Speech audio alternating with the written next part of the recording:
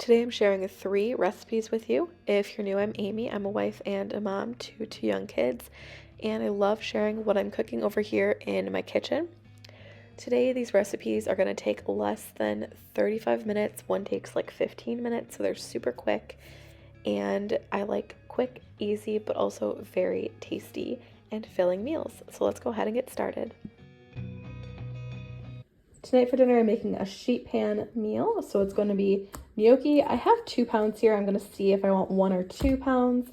And then I have just grape tomatoes. You could use cherry, some asparagus, use any sort of veggie you want, some chicken sausage. I left it in kind of bigger chunks so that way it'll cook evenly with everything else, hopefully. And then I'm going to use some equal parts olive oil and butter. And I'm going to season it simply with parsley, basil. I have fresh basil I'm going to add at the end, garlic powder, salt, and pepper. So let's go ahead and get this put together. Here are the veggies I prepped. I just broke the asparagus in half and I washed the tomatoes. Here's the chicken sausage I like to use. This is so delicious. It's great chicken sausage. This recipe is so simple. So all I had to do was break the asparagus, cut up chicken sausage in large chunks, and then on a sheet pan, I'm just throwing on the gnocchi. And I do like to use fresh gnocchi, not frozen gnocchi. So I'm throwing that on. And then I'm going to throw on the asparagus as well as the tomatoes. I have made this recipe a handful of times before, and you can really use whatever veggies are in season. That way you can get them on sale at the store. I've done broccoli, I've done zucchini, really whatever you'd like. So now I'm just going to go ahead and put on olive oil and butter. I like to use about equal parts olive oil to butter, and then all of the seasonings I add on as well. And then I'm just going to kind of mix it all together with my hands, and that's it. This recipe is so quick. It takes like 5 minutes to prepare, and then you just bake it in the oven, and it's pretty quick to bake as well. Now I bake it in the oven at 400 for 30 to 40 minutes, and my oven took about 30 minutes. I just want the tomatoes to get a little bit blistered, the veggies to get a little bit crispy if that's what you want, and the gnocchi to kind of get a little crispy but stay nice and soft. Then once it comes out of the oven while it's still nice and hot, I add on some Parmesan on the top. The Parmesan just takes it up a notch. It makes it really good. I also add on some fresh basil. I have made it without the fresh basil before and just used dried basil, and it's still really tasty. I think what makes it art is just the combination of the veggies, the gnocchi, the Parmesan cheese, and then definitely salt, pepper, garlic, and some sort of basil. I'm trying a new pizza dough recipe for the first time today, and I'm going to be making some chicken Parmesan Stromboli. So I'll show you how I'm going to make up the dough super quick. It's just flour, yeast, sugar, salt. I'm going to add a little bit of garlic, olive oil, and then some water. Here's the dough I made this morning. It did rise more and then it fell a little bit, but it's still looking really good. I did buy this pre-cooked chicken. We have cheese, Parmesan, mozzarella, and tomato sauce. Now I'm going to get the dough ready. So I like to use some sort of oil, like spray oil or olive oil, and use parchment paper. It's less mess, less cleanup. I don't have to make sure my counter is 100% clean. And I'm just going to spread out the dough with my hands. You could definitely use a rolling pin at this point. I just find this is a really easy way to do it. I don't need the dough to be like super, super thin because I don't want it to break. My kids are helping me at this point, but I'm just going to add the marinara on there, and I just kind of want to leave a couple, like an inch or two on the side to make sure that I can actually seal the stromboli closed. But I'm adding sauce, that chicken. I added some Italian seasoning and garlic, and then the cheese. So I just did a mix of the Parmesan and the mozzarella. And then all I did was I took the edges and I folded them over into the middle. So it's kind of like a long, thin, kind of like a hot dog shape, that sort of thing. And then I just pinched the edges just to make sure they were sealed. And then I just did a few slices, really not very deep, just so that some of the air could kind of come out so the dough didn't puff up too much. And that's all I did. I did double the recipe. I made 2 strombolis, so we had dinner for 2 nights.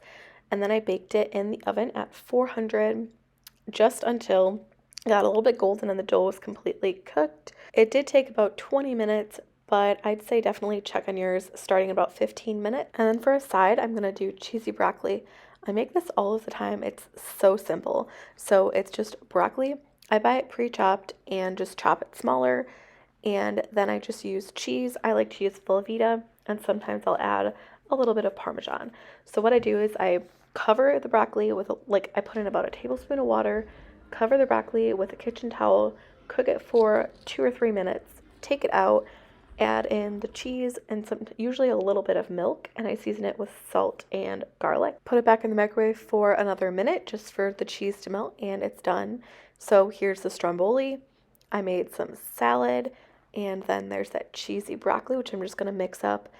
This cheesy broccoli is so simple, and it honestly is really delicious.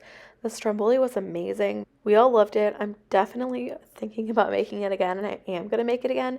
And actually, that Trader Joe's pre-cooked chicken worked really well in this. I cut my broccoli up a little bit smaller this time, so the broccoli got pretty soft. So I would say start at 2 minutes on your initial steaming and see if it's soft enough, if it's just a little bit fork tender. But honestly, this meal was so tasty.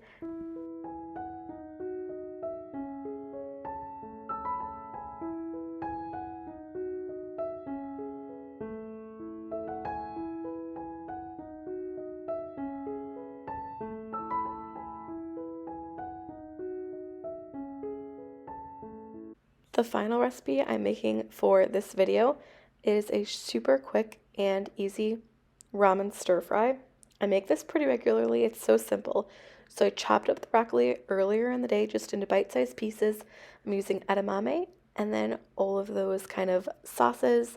And this is the kind of ramen that I like to use for this ramen stir fry. The best thing about this recipe is it comes together in about 15 minutes. So to a pan, I'm putting a little bit of olive oil, the shelled edamame, the chopped up broccoli, and then I'm just going to kind of cook that for maybe 5 or so minutes just until everything gets kind of tender.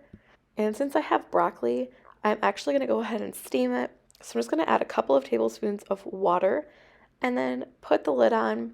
After about 5 or so minutes, take the lid off, stir it up. And that's how I like to do it. Sometimes I just use carrots, edamame, peppers, stuff like that. But if you're using broccoli or something a bit heartier, then it's nice to steam it for a little bit to soften it up quicker. I'm gonna go ahead and add all of the sauce ingredients just so that it kind of all mixes. It gets a little bit thicker, and it really is gonna be really flavorful. So I'm gonna add probably about a 1/4 cup of tamari. You could also use soy sauce or coconut aminos.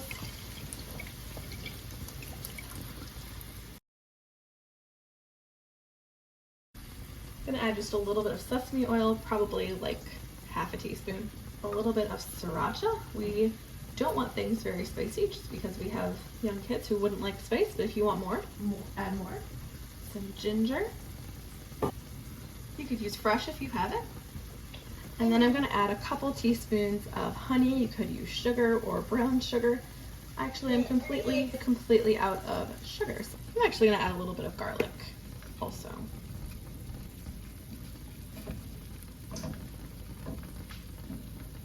The water's boiling, so I'm also going to add the noodles now. I'm just following the directions on the back of the bag to cook the noodles.